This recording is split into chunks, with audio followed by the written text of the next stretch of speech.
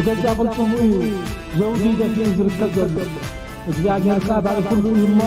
ለዛ ዘውድ እዚኣ ዝትንኪያ ወይ ሰላም ተከታተልቲ ሶል ሚዲያ ጽቡቅ ዓረፍት ጊዜ ሰንበት ኮሆነልኩም እንዳተመነኹ ክንድቅስ እንትስ ኤርትራውነት ኮርመነት አይንረስ እንዳበልኩ ቶም ሓደስ ሶል ሚዲያ ሳብስክራይብ አብ ተቀዳመይት ኮሜንት አባ ጎድፈልኩም ሰናይ መከታተል ከምዛ አበርስ ትሪዎ ዘለኹም አውያት ተጀሚሩሎ ዓመት ሙሉ ወርሕ ሙሉ ሶሙን ሙሉ ከምኡ ከዓ ሰዓታትን መዓልታትን بعد براق تطوينا نابسمرا نخناتو نحاد ساعاتيو قيح بحري ناي ኢትዮጵያዩ كمون بزح نغرات ابل على حزب هاجرن ኤርትራ ጌታቸው ረዳ ዘይተዛረብካዮ ወይካ ዘይፈከርካዮ የለንሞ ናይ ቁርብተይ መዓልታት እንታይልካ ተዛሪብካ ነርካ بعد براق ጌርና ናብ አስመራ ነخناتو ናይ ሓደ ሰዓትያ መንግስትን ህዝብን ኤርትራ መስዋዕት መታን ንኸይከፍሉ ንትግራይ ከም ድፋዕ ይኽጥቀመላ ናይ ፌደራል ሰራዊት ናብ ትግራይ ከኣትዋሎ ብምባል ክትፍክር ሓጊኻን ከሪምካን ሕጂ ደኣሞ እንታይ ተረኽበ ተጠሊዕኻ ኣውያት ህዝቢ ኤርትራ ውሕድ እዩ ህዝቢ ኤርትራ ኩሉ ህዝቢ ኢትዮጵያ እንድሕርዳ ሽንቲ ሸይኑ ውሕድ ገይሩ ክወስዶ ይኽእል ህዝቢ ኤርትራ ከዓ መብዛሕትኡ መንእሰይ ተሰዲድ እዩ او استعد زلو كل تميتاوي دي خند خرن دي خند انغولا يكا خمخا استبدع خمخا زتزارب يلنمو بعد براخ غير كاري خنا بس مراخ تمص بعد براخ تسايرنا دينا اديس ابا خنمص بزغاطامي انه ميدا انه فرس نعاخاتكم يلنا وي وي ويكا زخونه نغرات زربا نخونه طعميلنا نزاربو نغر كمزيله حزب ኤርትራን መንግስት ኤርትራን ተወዲይዎ ናይ 0 ሰዓት ከመይ ጌርና ንዓኻትኩም ተሳርኩም ረጊጽና ከመይ ጌርና ንዓኻትኩም ትሕት መሬት ቀቢርና ከምቲ ሕዋሓት ሎሚ ተበጊስዎ ዘሎ ደጀን ህዝቢ ኤርትራ መንግስቲ ኤርትራ ተጠቂምካ ኩሉ ግዜ ምስተዓወትካን ምሰዓርካን ኢኻ ትማለት ማለውን አብይ አሕመድ እቲ አበረኻ ኮይንካ ትፍክረሉ ከመኻ ዝተጻረፎን አብይ አሕመድ አይነበረን ለፓርላማን ህዝቢ ኢትዮጵያ አኪቢዮ ሳላ መንግስቲ ኤርትራ ሳላ ህዝቢ ኤርትራ ጽላለውተይ ክፍሕደኒ ዘይከሓደኒ እትእንኮ ኣብ ትሕቲ ፈጣረን እግዚአብሔርን ህዝቢ ኤርትራ ኢሉ ዝመሓለ ይሁዳ ነዚኣቶም ከዓ ናይ ሓባር ጸላእትና ስለ ዝኾንኩም ምስ ፋኖ ዲ ምስ ሕወሓት ምስ ኦላዲ ምስ ሱዳን ምስ ሰይጣን ዲ ምስ ንዓኻ ከጥፍእ ዝኽእል ሓይሊ ንሕና ኤርትራውያን ሲክሚክ ዝበሃል ነገር የለን ኣበይዳ እታ ብዓዲ በራኽ ተጠዊኻ ናብ ኣስመራ ናይ ሰዓት ሕጂ ዳ እንታይ ተረኽበኻ ኣውያት ማሕበረሰብ ዓለም ብሳተላይት ከም ንከታተሎ ዘለና መንግስቲ ኤርትራን ሕወሓትን ንራኸቡለው ሃየ እወ በቃ መንግስቲ ኤርትራ ትግራይ ተሳጊሩ ናብ 4 ኪሎ ምስ ሕወሓት ኮይኖም ክመፁ ይሓስቡለው ሃየ ክንመፂና ፀገም ዘሎ ይኮነን ስነ ሓሳብና ክመፅእ ክእል እዩ ንሕና ተዘይመፃና እቲ ስነ ሓሳብና እቲ ዝኾነ ነገራት ክመፅእ ስለ ዝኽእል በዚ ጋጣሚ ኣቐዲምካ ጉድጓድካ ፈሓር ክንደየናይ ሰብኣይ ንስኻ ሓደ ምሽቲ ስለ ዝኾንካ ቀዳሞት ካብዞም ዝሃድሙ ናይ CIA ንስኻን ጻድቃን እኮ ናይ CIA ልኡኻት ኢኹም ዋላ ኣብዚ ናይ መኸተ ናይ ትግራይ ዝነበረ ከምኡውን ንሕና ምሸሞንተ ምሸውዓተ ኢልካ ሳተላይት ፈቆዶ ዓድታትን ፈቆዶ ከተማታትን ሒዝካያ ትዘውር ነበርካ እታ ሬድዮ ርክብ እኮ ንስኻ ተልእኾ ናይ በዓል ኣሜሪካ ንኽትፍፅም ንመንእሰያ ትግራይ ንኽተፅንት ከምኡ ከዓ ሓበሬታታት ትህብ ከም ዝነበርካ በዚ ጋጣሚ ኣብ ዝመፅእ ዝኾነ ነገራት ስለ ዝወፅእ ንዕኡ ንግዜ ንግደፎ ማለት እዩ ግን ንስኻ ሓደ ጸላእን ህዝብን ሃገርን ኤርትራ ኢኻ እሞ ሕጂ ሎማዓንቲ ማለት እዩ ቅድሚ ገለ ሰዓታት በብሪጋ ዝእውይ ደሎ በብሪጋ መቸም ከም ጌታቸው ረዳ ሓደ ጉሓፍ ኢኻ በትናትካ ክበካ ማለት እዩ ንህዝቢ ትግራይ ጠሊምካ ንህዝቢ ትግራይ ዝኹሉ ምስ ህዝቢ ኣምሓራ ይኹን ምስ ህዝቢ ኤርትራ ኣጻሊኢኻ ኣብዚ ሕጂ እዋን ህዝቢ ትግራይን ህዝቢ ኤርትራ ሰላም እንተገበረ እንታይ ዝሓጠካ መንግስቲ ኤርትራ መንጠር ባይታ ወይካ ብኡ ተሳጊሩ ንኸይመፅእ ፌደራል ናይ ሰራዊት ናይ ኢትዮጵያ ንምክልኻል ኢሉ ዝገብሮ ዘሎ ሰራዊት ኤርትራ ዓቕሚ የብሉን ኩሉ ተሰዲድ እዩ ኣብ ካምፓላ ዝበዝሕ ዝነብር ዘሎ ኤርትራዊ ስለዚህ ኩናት እንድሕርዳ ተኸፊቱ መንግስቲ ኤርትራ ንፌደራል ክስዕሮ ኣይክእልኒ ዝብል ዘረባታት ክትዛረብ ወሪሕኻን ሓጊኻን ሕጂ ዳ እንታይ ተረኽበ ኣውያት ንማሕበረሰብ ዓለም ሩድኡና ኤርትራ ምትእትታው ትገብር ኣላ ብሳተላይት ንከታተሎ ኣለና ከምኡ እውን ሕወሓት ካብቲ ተሓቢኢሉ ዝፀንሐ ኣብ ቃልዕ ወፂኡ ክንቀብረኩም ኢና ክንጥሕረኩም ኢና ክብል ጀሚሮም ስለ ዘለው ዕንወት ከየውረዱ ከለው ንመንግስትን ህዝብን ኤርትራ ካብዚ ጉዳይ እዚ ኢዶም ክስሕቡ ኢልካ ትእውይ ኣለኻ ንሕና ግን እዛ ንዓኻትኩም ዝተፋሓረት ጉድጓድ ነቲ ስነ ሓሳብኩም ከይወዳእናያ ዘበት ኣይንዕርፍኒና እሞ ጌታቸው ጋህታፍ ንስኻን መሰልትኻን እንታይ ኢልካ ከም ዝተዛረብካ ንህዝብን ሃገርን ኤርትራ ኣበይ እሞ ንስኻ ኣብታ ኣዲስ ኣበባ እንድሕር ዳ ፀኒሕኻ እንታይ ከም ንገብረካ መቸም ኖርማል ነገር እዩ ንስኻ ብዘይቲ ከማን ብዘይቲ ኖን ብኻልእ ነገር ብዘይቲ ማለት እዩ ኣብ ዝሓለፈ ክብረተ ውሻ ክብረት ዘይብልካ ንክቡር ፕሬዚደንት ኢሳያስ ኣፈወርቂ ኣዲኡ ምስመታ እንታይ ኢልካ ከም ዝተዛረብካ ንኣብይ ኣሕመድ ንክትሕጉስ ንህዝቢ ኤርትራ ብዙሕ ነገራት ተፃሪፍካ ኢኻ እቲ ደም ከፊልና ንዓኻትኩም ዓሳዶ ወይ ከዓ ጨውዶ ወይ ከዓ ወደብዶ ገለ ትብልዎ ዘለኹም ቀይ ባሕሪ ንዓኻትኩም ባሕሪ ኮይኑ ክረኣየኩም ይኽእል እዩ ወደብ ኮይኑ ክረኣየኩም ይኽእል እዩ ንዓና ግን ደምና እዩ እንታይ ነፍሲ ወከፍ ገዛ ኣብኡ ደም ናይ ስውእ ሓዊ ዲ ሓትንኡ ድያ ዓባይ ድያ ኣኩኡ ዲ ኣብኡ ኣሎ ማለት እዩ ስለዚ ጌታቸው ጋህታፍ እንታይ ኢልካ ነርካ ቅድሚ ሕጂ ስምዓዮ ህግደፍ ወይ መንግስቲ ኤርትራ ጥራሕ እዩ ፀላኢ ጌርካ ምሕሳብ ጌጋ እዩ ጉጉእ እዩ ብኣውርኡ እቲ ናሽናሊዝም ኤርትራ ናሽናሊዝም ኢማቹር ድዩ ገና ማቹሪቲ ጊዜኡ ኣይበቕዐን እቲ ኤርትራ ናሽናሊዝም እዩ ፀላኢ ህዝቢ ትግራይ ፀላኢ መንነቱ እውን ስለ ዝኾነ ፀላኢ መንነቱ ገይሩ ስለ ዝተሓንፀ ህግደፍ ውሉዱን ኣቦን ናይ ኤርትራ ሃገራውነት እዩ ውሉዱ እውን እዩ ኣቦ እውን እዩ መቐፀልቱ እዩ ስለዚ ንሱ ኢና ክንርኢ ዘለና ኤርትራዊ ሃገራውነት እዩቱ ዓብዪ ሕማም ስለዚ ምስ ኤርትራውያን ፀላእቲ ኢና ኣይኮንና ንብል ዘለና ትተሃኒፆምሉ መፅኦም ዘለዉ ኤርትራዊ ሃገራ ናሽናሊዝም ኤርትራ ናሽናሊዝም እንብሎ ነገር ንሱ ግን ባዕሉ ኣብ ጉጉይ ህንፀት ዝተሃነፀ ስለ ዝኾነ ክንፍትሾ ክንክእል ኣለና ምስ ኤርትራውያን ክንጠዓምን ክንተሓዝን እንድሕር ኮይና ዝሃገራውነት እዚ ብዝኾነ ይኹን መለክዒ ካባና ብዝብገስ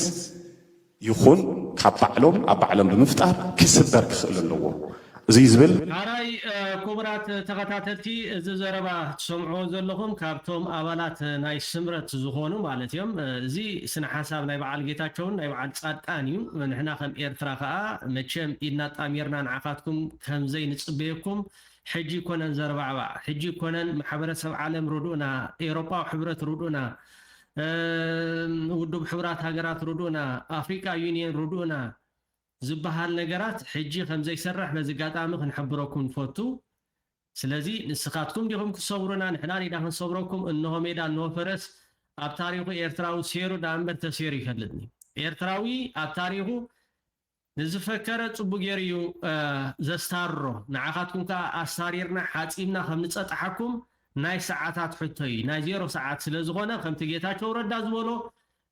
ኣበይ ንስኻትኩም መቸም እቲ ሓጢኣትኩም እውን ይትረፍ እግዚኣብሔር ህዝቢ ኤርትራን ህዝቢ ትግራይን ይቕሬታ ከምዘይብለልኩም በዚ ጋጣሚ ክንሕብረኩም ፈቱ ጌታቸው ረዳ ኪድ ይእውይ ኪድ ንህዝቢ ኤርትራ ከምዚ ኢልካ መቸም ንሕና ከብድና ብኣኻትኩም ብጣዕሚ ደዓን ንግዜ ንግደፎ እምነት ኣለኒ ካው ቀይሕ ባሕሪ ትግራይ ንቀይሕ ባሕሪ 67 ኪሎ ሜትር ዲፈረንስ እዩ ዘለዎ ናዮ ኔሽን ሁድ ክንምለሰሉ ንኽእል መንገድስ እንታይ ተሓስብ ከም ሓደ ናይ ፌደራል ኤክስፐርት ካብ ቢዮንድ ዛት ተሓስቦ ነገር ኣሎ ዶክተር ኣሰፋ ኣብዚ ከመፅንዓት ክነካይድ ንኽእል ዶ ብፍላይ ተጋሩ ኣሕዋትና ኣፍቲ ተበጣጢስና ኢና ዘለና ንምንታይ ኢና ናብ ሓደ ንመፀሉ ድፍረት ዘይንብል እዚ ኢኒሽቲቭ እዚ ንምንታይ ዘይብገስ እዚ ስቑልካ ተጠባቃይነት ናይ ሶቨርን ናይ ኤርትራ ሶቨርንቲ ባኸይኑ ትሕስ ልዕሊ ሻዕብያስ ኣንሕና ጠበቃ ንኸውን ኤርትራ I don't care about Eritrea and I care about the Tigrayans there and the land of Tagaro أو أدينا سرحناس لو تخنمز تنكن ንስኻትኩም ባርያ ናይ ብልጽግና ብዛዕባ ኬር ናይ ህዝቢ ትግራይ እውን የብልኩም ብዛዕባ ኬር ናይ ኤርትራውን ፓራሳይት ኣይኮናን ፀግዕተኛ ኮይና ይንፈልጥና ናይ ማንም ሓያል ይኹን ድኹም ይኹን ፀግዕ ኮይና ይንፈልጥን ፀግዕ ናይ እግዚአብሔርን ፀግዒ ናይ ረብን ከምኡ ከዓ ፀግዒ ህዝብና ተዘይኮይኑ ከመኻትኩም ፓራሳይት ኣይኮናን ስለዚ እዛ ኢልካያ ዘለኻውን መልሓስካ ክትቁረፅ ምዃንካ ክትፈልጥ ክትክእል ኣለካ ኩላትኩም ኣብዚኣ ትዛረብዋ ዘለኹም ንግዜ ንግደፎ ሕጂ ይኮነን ኣውያት ንዓኻትኩም ንኸነረድ ግዜ ኦልሬዲ ዓሪብዩ ትንቕሎ ተጀሚሩሎ ብዓዲ በራኽ ዲኻ ኣስመራ ክትመፅእ ብዓዲ በራኽ ጌርና ዲና ኣላማጣ ጌርና ዲና ኣዲስ ኣበባ ክንመፅእ ኣብኣ ተራኽበና ንኽእል ዓባይ ትግራይ ንኽንምስረት ከም ኦፕሽን ከም ሓደ ኤክስፐርት ከም ሓደ በዓል ሞያ ኣውዚ ክትብለና ትኽእል ነገር ተህልዩ ደስ ይብለ ሪጅን እዚ ኣብ ክራይሲስ ኣሎ ኣብ ገገሊኡ ዴሞግራፊክ ክራይሲስ ሲሪየስ ኣሎ ገገሊአን ዓድታት ኣለወን ዝበሃል ፖፑሌሽን የብለን 4 ሚልዮን ኣለዋ ትበሃል ኤርትራ 4 ሚልዮን ከም ዘይብላ ብጣዕሚ ርግፀኛ ነኝ تزحش عمل له زبال شعبي 4 ሚልዮን ህዝቢ ኤርትራ ግን የለን ትብል ኣለኻ እንሆ ሜዳ እንሆ ፈረስ እታ ክትፍክራ ዝሓገኻን ዝኸረምካን ዝወራሕኻን መዓልታዊ መፂኻ ኣብዚ ማሕበራዊ ሚድያን ህዝቢ ኤርትራ ኢዱ ከተዋጣውጠሉ ዝፀንሐኻ ኢድካ ትቁረፀሉ ሰዓታት እንዳተቃረበት እያ ኢድካ ትቁረፀሉ ንስኻን መሰልቶምን ካብ ቀርኒ ኣፍሪቃ ተሓጊሕኩም ትጠፍኡላ መዓልቲ እንዳተቃረበ ይንዓኻትኩም ንኽነረድእ ገለ ነጥፎ ነገር የለን ትማሊ ሚዒና ትማሊ መኺርና ኖ እዚ ትገብርዎ ዘለኹም ገለ ዝብል ነገር ውሕድ ከመፀ መገዲ ውሕድ ፅረግ ዘረባ መጠንቀቕታ ከነመሓላልፍ ፀኒሕና ኖ ንሕናስ እዚ ነገራት እዚ መሪስና ክንቁፅሎ ኢና ምስ ስርዓት ብልፅግና ወይ ሞት ብምባል ጅባኹም ንኸተቃዕብቱ ንሕና ግዳይ ንኾነሉ ኣብነት ህዝቢ ትግራይን ህዝቢ ኤርትራን ብሓደ ኮይኑ ንዓኻትኩም ንኽቐብረኩም ኣብ ናይ 0 ሰዓት ስለ ዘሎ ሕጂ የእዊኻ ተምፅእ የለን ወይ ከዓ በኺኻ ተምፅእ የለን ንስኻ ግን ግዜኻ ተፀበ ዋላ ኣብ ስደት መፂኻ እውን ኤርትራዊ ከም ዘይገድፈካ በዚ ጋጣሚ ክንሕብረካ ንፈቱ ኣብ ስደት መፂኻ እውን ኤርትራዊ ሃዲምካ መፂኻ ካብ ኢትዮጵያ እውን ኤርትራዊ ከም ዘይገድፈካ ክትፈልጥ ክትክእል ኣለካ ናይዘን ኩለን ትዛረበን ዘለኻ ዋጋ ክትከፍለን ምዃንካ በዚ ጋጣሚ ፈታውን ፀላእን ክፈልጦ ዘሎ ሓቂ ሕጂ ኖ ጌታቸው ረዳ ከምዚ ትበል ንማሕበረሰብ ዓለም ከምዚ ጌርና ክንፅሕፈሎም ኢና ገለገለ ዝበሃል ነገር የለን ዳን ኣብቂዒ ኦኬ ኩላ ነናታ ክትወስድ እያ ባዕልኻ እውን መስኪርካያ ነርካኻ طعمي بسولي ايزوي اساس طعمي بسولي لسرفايفل كل نعم معراو قص تو بسرو تور كتو اوكي ناب معراب يكوننا نمصاكا معراب مو صباح نغو شاي انداستي امحران تግራይን ክፈትሑ ወይም ሽግራቶም ኮፊሎም ሻይ እንዳሰቲ احنا አዲስ አበባ ኢና ንመጻካ ፈልጥ ዘለካ ማለት እዩ ስእልና ሒዞም ደም ክመጹኻ ባዕላቶም ደም ክመጹኻ ናይ ግዜ ሕቶይ ማለት እዩ እዚ ትብሎ ዘለኻ ኩሉ ከምኡን ኩላትኩም ትብሎ ዘለኹም ኣብ አዲስ አበባ ኮይንኩም ዋጋ ክትከፍሉሉ ምዃንኩም በዚ ጋጣሚ ፈታው ፀላን ፈልጦ ዘሎ ሓቂ ከምቲ ጽሒፍካ ዘለኻ ሎሚ ተባራቢሮም ተሲኦም ናይ ነጋሪት ኩናት ይድስቁለው መራሕቲ ሕወሓት ዝበልካዮም እዚ ኸማን ዓቃላት ኮይኖም እዚ ኸማን 3 ዓመት ንዓኻን ወድኸመኻን ንስርዓት ብልጽግና ጽይሮም ዶንጊኹም ንብሎም ነርና ማለት ዶንጊኹም ለዚ ሕጂ እቲ መዓልቲ ናይ ምርዳዶ ኮፊልካዶ ጣውላዶ ገለ ዝበሃል ነገር የለን ጣታኻ ስሒብካ ምርግራጊ ከምዛ ዶክተር ደብረጽዮን ኢልዋ ዘሎ ጣታኻ ስሒብካ ምርግራጊ ካልኦ ወላ ሓደ መፍትሒ ዝበሃል ነገር የለን እንሆ ሜዳ እንሆ ፈረስ ኣሎ ኩነታት ተቀይር እዚ ነታና ሕዚ ልኡኽ ብልጽግና ንምውጋር ሓቢርና ንስራሕ ግልጽ እያ ማለት ታፃውራ ኣብ ትግራይ ጥራሕ ይኮነት ናይ ኩልና በደንብ ተጠንቂቃ ስራሕም ዘላ ክንፈልጣ ማለት እዩ ኣብቲ ምርዳእ ዝገበርናሉ ሓቢርና ንስርሕን ሓቢርና ንወፍረሉ ኢና ጀሚርና ድማ ኣለና ዝተፈላለዩ ሕቶታት ዘለዎም ሓይልታት ኮይና ኢና ብሕዝነት ንፈፅር ዘለና ኣብ ዕላማ ፕሮግራም ምነዊሕ ርሕቀት ገለ መለ ሓደ ኢና ማለት ኣይኮነን حدينا مالت يكون أفتات الرخبنا إن حدا نقوم زلنا نحنا نحدنا نفعل عليه لهم بوليتيكا وقوامات لهم نحنا نستفعل عليه بوليتيكا وحيلتات ثم ودبات نفعل عليه له معت قدايات له الشعبية يكون السودان يكون مسكالي يكون نفعل عليه له معت قدايات له حدا زقورنا نقرقنا له سرعات بالسجننا لا يكون لاتنا حدا قا يزبل مالتي لازم يبزي أينا نرخب أبزي أينا نرخب زين حزي وادسا داودول دلوا تانكتات بإيمات صباح برقص عينت كم زح حزاب زي أثر بالهم من دلهم أبزي أزين السنم ترى بالناين بعدنا كنا خبرينا إذا خيت تراترو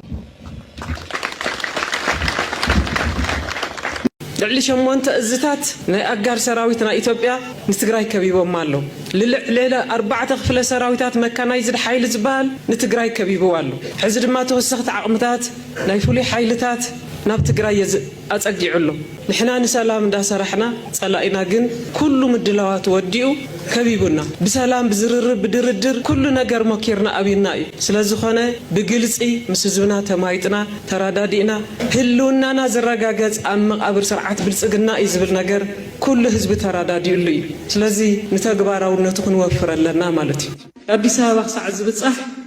بيننا نشكم إنا مالتي يكون أفدق قدي سابا أمزق قالوا سوزلو فانولو أفدق قدي سابا ناي أورومو نتسألت سراويت اللو أفدق قدي سابا محازوت النهونا مالتي إزي فتصم صار سلامي كابكينات وصاعي كنبر زي خل حيلي سلازي نكابزي حيلي زي سلام مصباي مالت كابلاي تمن انقلالي رقبيت كموصا تغري خبزلو وجن ناي حزب مخانكا علامه خصع موداتا ناي حزب مخانو زرغاغت مسواعت تكفل كله خطر مسلا كما يسخيدلو انت عندك افكار يقدملو واه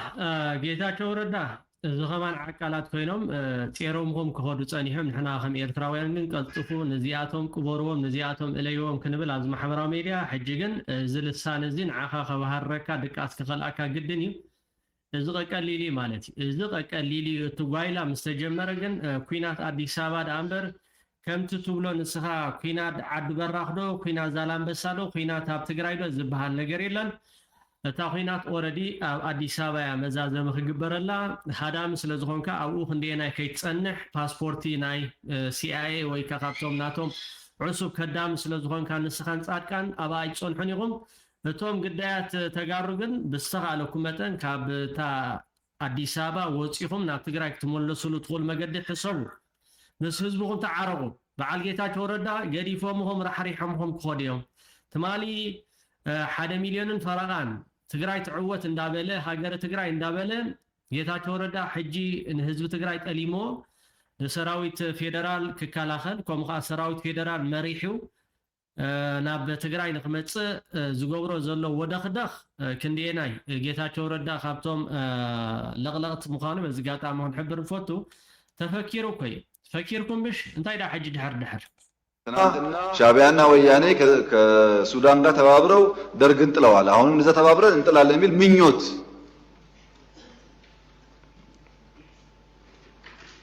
እንኳን ሻዕቢያና ወያኔና ሱዳን ሌላም ቢጨመር በኢትዮጵያ ሉዓላዊነት ቅንጣት ታክል ስጋት የለም። ቅንጣት ታክል وا ጌታቸው እዚ አይሰማዓካ እንዲኻ ዋላ ተደሚርኩም ምፁ ዋላ ተራቢሕኩም ምፁ ዋላ ኩሎም አፍሪካውያን በሐንሳብ ምፁና ወላ ሓደ ክንድቅንጣ ፍራድሪ በአኻትኩም አይንፈርሕኒና በአኻትኩም አይንሳናበድኒና ብምባል እቲ ለአኺኻ ኪድ ጽሓፍ ኪድ ከምዝበል እንዳበለ እንዳጸፍዐ ዝለኸካ አብይ አሕመድ እዚ ቃል እዚ መሊስካ ነዚ አምለሰሎ ማለት እዩ ስለዚህ መንግስት ኤርትራ ኣብዚ ጉዳይ እዚ ኢዱ ኣይሕውስኒ ሕወሓት ጥራሕ ይኣኽለኩም እዩ ንሕና ሞራል ኣጅኹም ማይ እንድሕር ዳ ጎዲሎም ማይ ነቐብሎም ከምኡውን መግቢ እንድሕር ዳ ደልዮም መግቢ ነቐብሎም ዳ እምበር ንሕና መቸም ኣብቲ ጓይላ ፅቡቅ ገይሮም ፋኖ ኣሎ ሕወሓት ኣሎ ኦል ኣሎ ናይ ሱዳን ኣሎ ማለት እዩ እዚኣ ብንፅርታ ሎሚ ክትፈልጣ ይግባእ ጌታቸው ረዳ ኣቐዲምካ ጉድጓድካ ፈሓር ኣቐዲምካ ጉድ ጓድ ካፈሓር ጥራሕና ክንብለካ ንደሊ ካለ መቸም ኣብ ግንባር ቶንሳ ብኸባቢ ኣብዚ ክልል ዓፋር ማለት እዩ ብኣንፈት ራያ ኣብ ግንባር ቶንሳ ኣብ መሬት ዓፋር ጥሒሱ ዝኣተወ ሰራዊት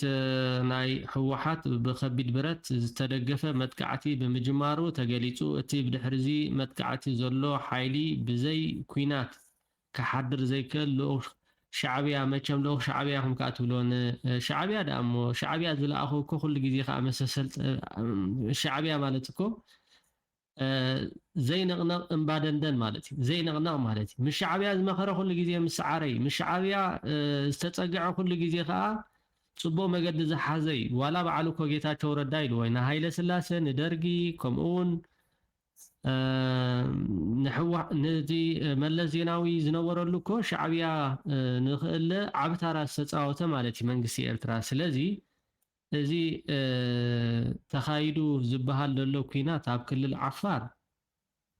ጌና እዚ ቀሊል እዩ ማለት እዩ ኣብ ግንባር ቶንሳ ብኸባቢ ክልል ዓፋር ራያ ኣብ ግንባር ቶንሳ ኣብ መሬት ዓፋር ጥሒሱ ዝኣተወ ሰራዊት TDF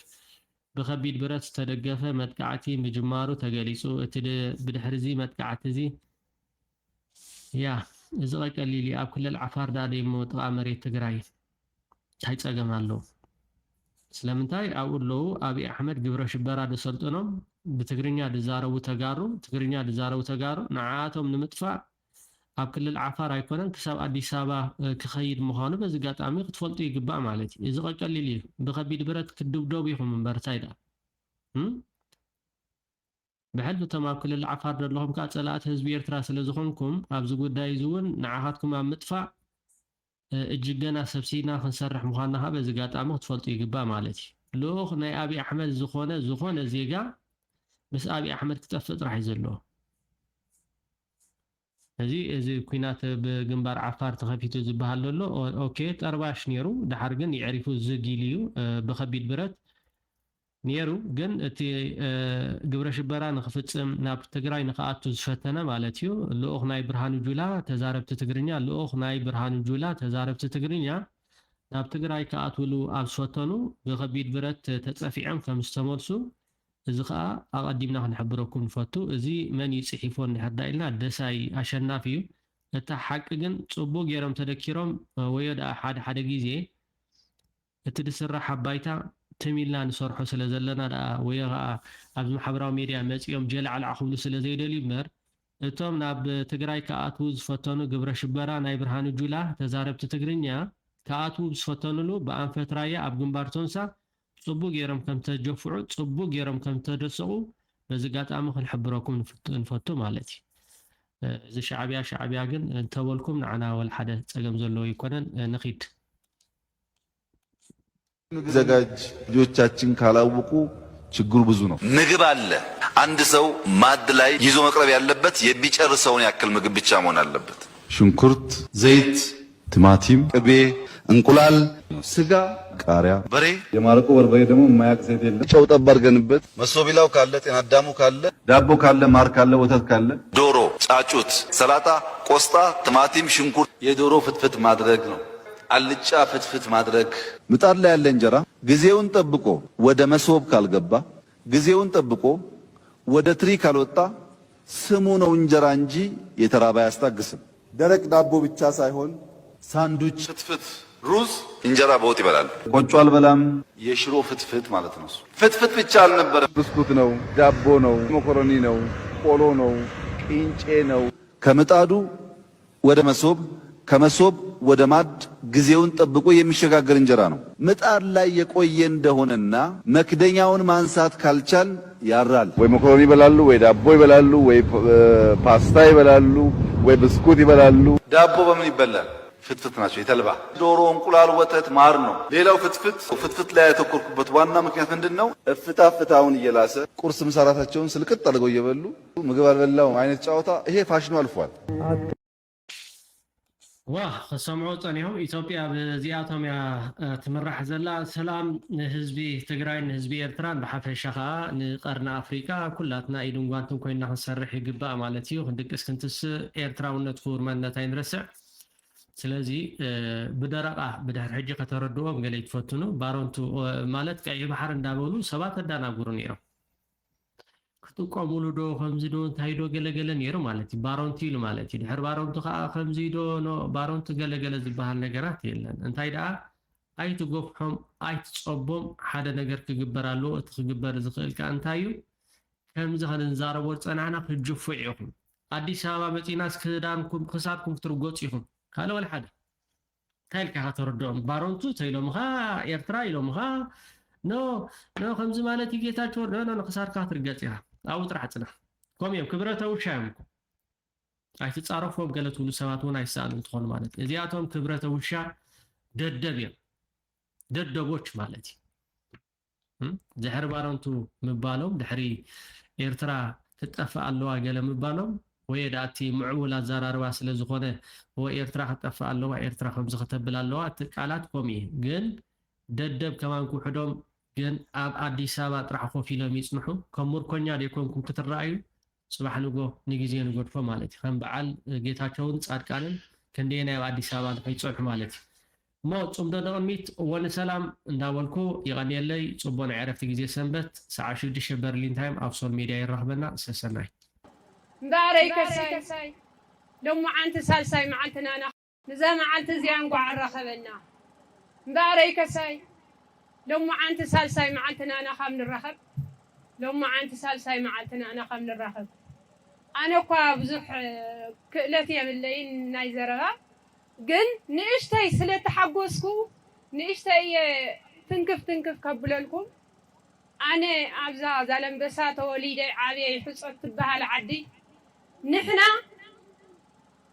نحنا مواسبتي مقايتي مقابرتي كفتنا بحادي ستيا دقنا بحادي وعلو نحنا صبوق زنبرنا سباتينا حجقن حموشت عامت زهزب زي تفانقيلو نافتين النابلة نيرو نزا حج رخيبنا يا زلنا سلام قن بطعمي مسكن تايغرد نزا حج لو معانتي يكون نتات تجمرت تكون بطعمي مسكن تايدل يلا عجاني أحواتي اللواني أنتي عد أي حلا أنتي سنعف الله قن كن الرخبي نخيلن خن الرخبي كألنان بحاده تقاليسنا بحاده دمينا بحاده وينا حجكن نزا سلام زي بطعمي حزبي يكون نحنا نكون حزبي كن الرخب لنا نزا سلام زي بطعمي خنحلوا لنا ناي ليت زي كونه ناي قطر عداغانا غيرنا كنكايد لنا نحنا مريت يكون زباسنا زلو بحاده بوليتيكا زباسنا زلن مريت زبها زباسنا نجر يلن مريتنا نفلطو مريتهم يفلطيو بحاده انكفتنا زوعلا بحاده خفتنا يوعلا بحاده دقنا يوعلو حجكن نزا سلام زيان نحلوا بحاده خوينا كلنا لعلي تحتيلنا نحلوا يا اخلنا